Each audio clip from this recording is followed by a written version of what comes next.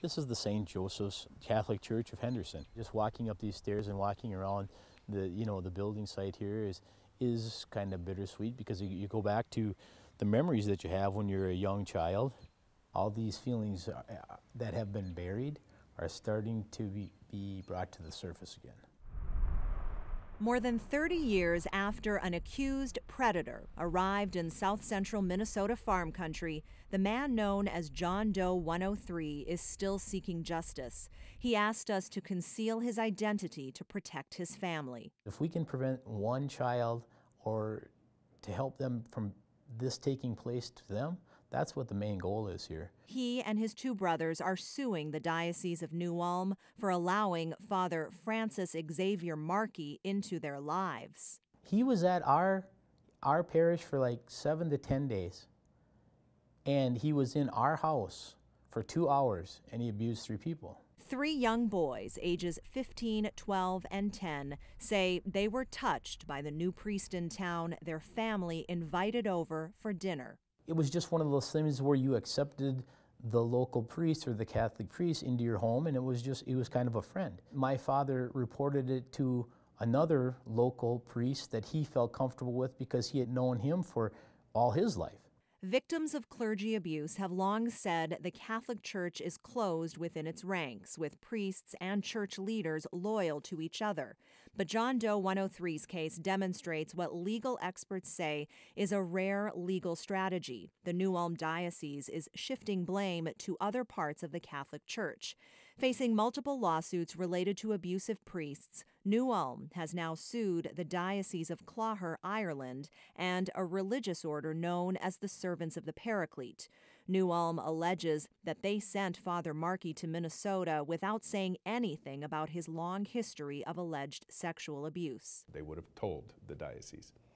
So that's why I think that these suits are rare, because I think that communication is happening, and they're putting them in parishes anyways. In its complaint, New Ulm says it never would have accepted Markey for assignment within the diocese if it had known about his history.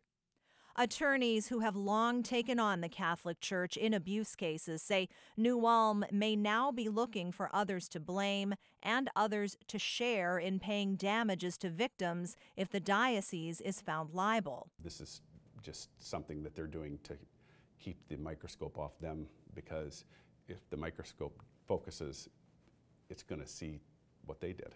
An attorney who represents the Servants of the Paraclete says his client hasn't heard about the New Ulm lawsuit and has not been served with any court papers. The Diocese of Clogher, Ireland, did not respond to our request for comment. Markey wasn't in the New Ulm Diocese for long, just 7 months according to this 2010 diocese news release. But his journey as a priest brought him to 2 continents. He became a priest in Ireland in 1952. Court documents show he was accused of sexually abusing young boys starting as far back as the 1960s. This guy was a very dangerous man. In the U.S., Markey went to the Paraclete facility in New Mexico, known for taking in problem priests with various addictions and sexual problems.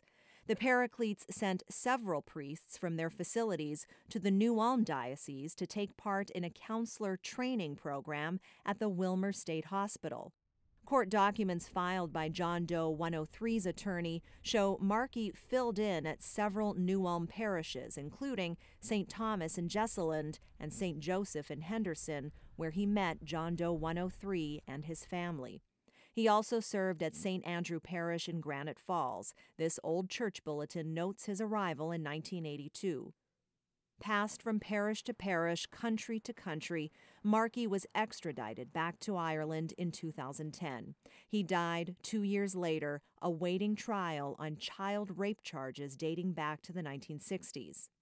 They say priests go to heaven. I don't believe he's there. Reporting for NPR News and KARE 11, I'm Tricia Volpe.